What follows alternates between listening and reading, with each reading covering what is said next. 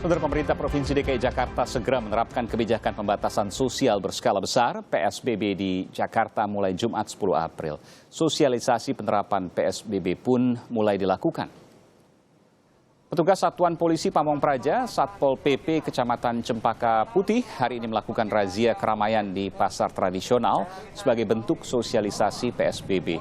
Warga pun diimbau untuk tidak berkerumun.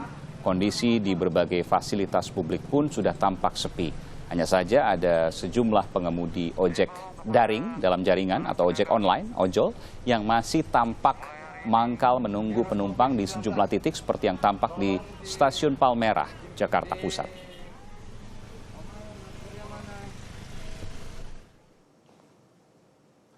Saudara, Gubernur DKI Jakarta pun kini tengah berdiskusi dengan pemerintah pusat agar pengemudi ojek daring, ojek online tetap bisa mengangkut penumpang. Pasalnya dalam aturan PSBB sebelumnya, ojek daring hanya diperbolehkan membawa barang dan juga makanan.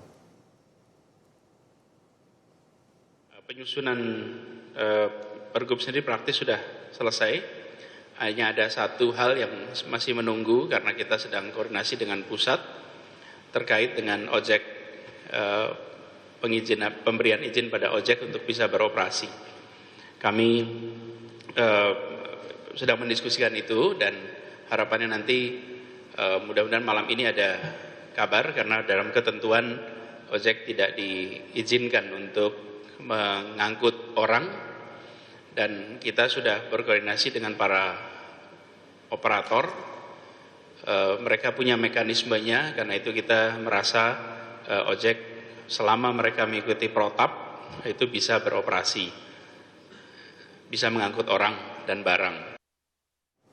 Saudara, bagaimana kondisi mobilitas warga di jam-jam sibuk pulang kerja seperti sekarang ini jelang penerapan PSBB di DKI Jakarta? Kami akan pantau melalui laporan langsung jurnalis Kompas TV, Tifal Solesa di Stasiun Palmerah, Jakarta. Tifal, informasi terakhir tentang mobilitas warga di sana. Kalau bicara soal mobilitas, pemandangannya terbilang cukup terbalik begitu ketimbang hari-hari sebelum pandemi COVID-19 ini muncul di ibu kota Jakarta. Biasanya akan muncul kepadatan pada jam-jam pulang dan berangkat kantor pada pagi dan juga sore hingga menjelang malam. Namun dalam pantauan kami sejak pukul 6 sore hingga saat ini di sekitar kawasan stasiun Palmerah, Jakarta, kami melihat kondisinya sangat sepi. Biasanya lalu lintas di sini terpantau cukup padat sebelum pandemi COVID-19 ini muncul. Namun pantauan kami untuk keadaan saat ini, bahkan saat pandemi corona ini muncul, lalu lintas terpantau cukup lancar, bahkan beberapa saat cenderung lengang.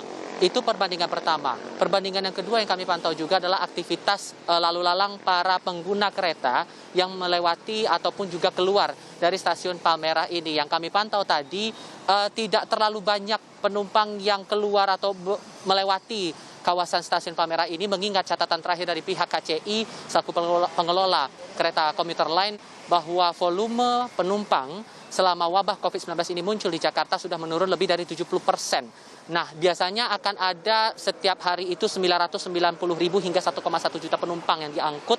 Namun untuk selama pandemi corona ini angkanya turun signifikan hingga 200-an ribu penumpang saja, termasuk yang melintas di stasiun Palmerah ini. Itu perbandingan kedua. Nah, seiring dengan menurunnya jumlah penumpang kereta di stasiun Palmerah ini, kemudian lalu lalang kendaraan juga semakin berkurang di kawasan Palmerah, imbasnya juga berkenaan dengan aspek ekonomi. Biasanya pedagang kaki lima terpantau menjajakan dagangan mereka di bahu jalan Palmerah ini, namun yang kami lihat malam ini justru pantauannya terpantau sepi begitu. Untuk minimarket yang berada di sekitar tempat kami melaporkan pun juga tidak terlalu banyak aktivitas jual beli yang berlangsung sampai dengan malam hari ini, Aiman. Iya, saya melihat juga di belakang Anda ada sejumlah ojek daring, ojek dalam jaringan atau yang sering dikenal dengan ojek online, ojol. Saya ingin mungkin Anda mengupas informasi, mendapatkan informasi dari mereka. Tentu ada hal-hal yang baru yang kemudian tidak dialami sebelumnya, sebelum ada pandemi corona di Indonesia ini. Silakan, Tifal. Iya, unek-unek itu bahkan sudah disampaikan beberapa pengemudi ojek daring kepada saya. beberapa orang bercerita bahwa selama pandemi corona ini jumlah penumpang turun signifikan. Ajakan masyarakat untuk bekerja, beribadah atau beraktivitas dari rumah pun membuat jumlah penumpang yang menggunakan jasa angkutan ojek berbasis aplikasi online ini pun turun signifikan. Bahkan ada pengakuan volume volume angkut turun penumpang dan volume pendapatan mereka setiap harinya turun 90%. Cerita ini saya dapatkan dari salah satu pengemudi ojek online yang sudah bersama saya saat ini. Ada Bang Romi. Betul, Pak. Bang Romi asli warga Jakarta, betul ya? Ya, betul, Pak. Oke, Bang Romi, cerita dulu. Tadi sempat bercerita ke saya juga bahwa selama ini dari sejak pandemi corona muncul di Jakarta, volume penumpang, omset turun signifikan hingga 90%. Itu sejak kapan? Sejak pasca corona dimulai saja, Pak. Gitu, Dari Pak. awal Maret berarti sudah mulai terasa ya? Ya, segitu, Pak. Sudah mulai terasa banget, Pak. Biasanya dapat pendapatan setiap hari berapa dan saat pandemi ini muncul, berapa besar pendapatan yang Anda terima?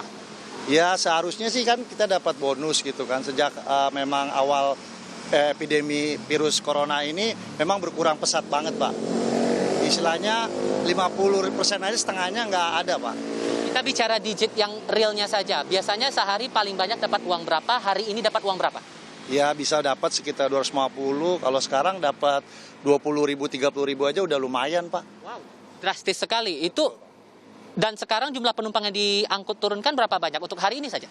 Sampai sekarang aja saya belum, istilah kata anak teman-teman drivernya belum tepu, Pak. Dari cuman saya dapetin order GoFood gitu loh. Yang jaraknya jauh, yang tidak sesuai gitu loh. Oke. Ini kan pendapatan turun signifikan ya. Untuk keseharian Anda untuk mencukupi kebutuhan keluarga, oh ya boleh tahu dulu. Anggota keluarga berapa banyak dan aktivitas sehari-harinya apa? Iya, keluarga saya 3 kepala keluarga, istilahnya keluarga. Istri dengan anak saya. Alhamdulillah anak saya baru 1, Pak. Bagaimana kalau anak saya lebih dari 1 gitu loh. Anak Anda sekolah atau gimana? Sekolah, Pak, SD. Kelas 6 tahun Oke, ini. berarti harus memikirkan lagi gimana untuk melanjutkan studi ke SMP begitu ya. Nah, untuk mencukupi kebutuhan itu ngakalinnya gimana, Pak? Ini pendapatan cuma 20.000 sehari loh. Ya, alhamdulillah, Pak. Saya kalau nggak dibantu istri saya, harim saya mungkin berat juga, Pak. Mengurus buat rumah tangga dengan anak istri saya gitu loh, Pak. Mengingat Anda warga DKI Jakarta tadi Anda sebutkan ya, Anda sudah pernah sempat mendengar kabar bahwa akan ada bantuan langsung sembako 200.000 untuk warga DKI, terutama para pengemudi ojek online yang terimbas dari penerapan PSBB yang akan berlaku mulai Jumat besok. Anda sudah dapat informasi itu atau belum? Sudah, Pak, saya sudah dengar dari TV, dari pemberitahuan. Cuman sampai sekarang kan realitasnya belum ada, baru sekedar himbauan. Justru itu saya mewakili teman-teman meminta menanti kapan itu direalisasikannya bisa kita dapatkan hal tersebut gitu loh, Pak. Menurut Anda angka 200.000 dalam bentuk sembako cukup atau tidak?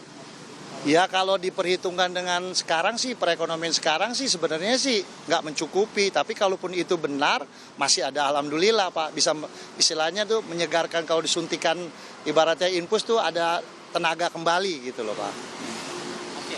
Nah, sekarang dari pihak perusahaan Anda begitu, yang menjadi penyedia jasa angkutan online ini, apakah juga ada bantuan yang diberikan kompensasi tertentu atau komunikasi lanjutan mengingat PSBB akan berlaku mulai Jumat besok? Sudahkah ada komunikasi lagi soal itu, Pak? Ya, kalau menurut berita-beritanya sih ada, tapi sampai sekarang saya mewakili teman-teman juga, pribadi saya juga belum ada tuh, Pak, realisasinya. Baru sekedar imbauan dan notis di HP doang. Sampai sekarang kita belum menerima sepeser apapun gitu, Pak. Janji kompensasi pun juga belum tahu prosesnya bagaimana dan selain itu? Ya, katanya sih begitu, tetapi sampai sekarang kan belum ada pemberitahuan dari pihak Gojek gitu loh, Pak. Ya, saya dengar kan baru pertamanya itu buat driver yang berumur di atas 60 tahun. Kalau 60 tahun kan kita bisa membayangkan baru berapa persen. Sedangkan kita yang masih muda-muda ini kan masih membutuhkan. Jadi bukan hanya orang tua doang yang membutuhkan kompensasi tersebut, Pak. Oke, Pemprov DKI Jakarta sedang mencoba membuka obrolan dengan pemerintah pusat agar para pengemudi ojek online ini bisa mengangkut penumpang kembali. Anda mungkin punya unek-unek yang mungkin bisa disampaikan. Mungkin kalau Gubernur Anies Baswedan sedang menyaksikan tayangan kita ini, mungkin ada yang mau disampaikan, Pak? Ya, saya mewakili teman-teman, tolong jangan hanya imbauan aja gitu loh. Jadi realitasnya ada gitu. Jadi fakta di lapangannya antara himbauan itu sama di lapangan, terutama sama ojek darling, Pak, ya, driver saya ini ada bukti gitu, nyata gitu, terlihat dan ada bentuknya gitu. Jadi jangan cuma sekedar himbauan. Kita kan di belakang kita itu ada istri, ada anak kita. Jadi kita nggak membutuhkan cuma imbauan, tapi kenyataan yang ada, fakta yang ada, Pak. Begitu, Pak. Oh ya, sebelumnya kan udah ada imbauan buat pakai masker di luar ruangan. Anda nggak pakai masker nih. Ya. Ini kenapa? Ya, sebenarnya sih ada, Pak, dari itu. Cuman kan dari awal tuh masker tuh berkurang, Pak. Dari paket di 50, berkurang lagi 25, akhirnya dapat 15. Nah, kita sebagai driver untuk mengambilnya, jadi antara nilai masker sama ongkos ke tempat tersebut lebih mahal, Pak, gitu loh. Jadi mengalahkan ongkos transportasinya. Kan kita ke sana membutuhkan bensin, begitu, Pak. Tinggal menunggu bagaimana pemecahan jalan keluar dari masalah yang Anda alami bersama dengan teman-teman para pengemudi ojek online ini.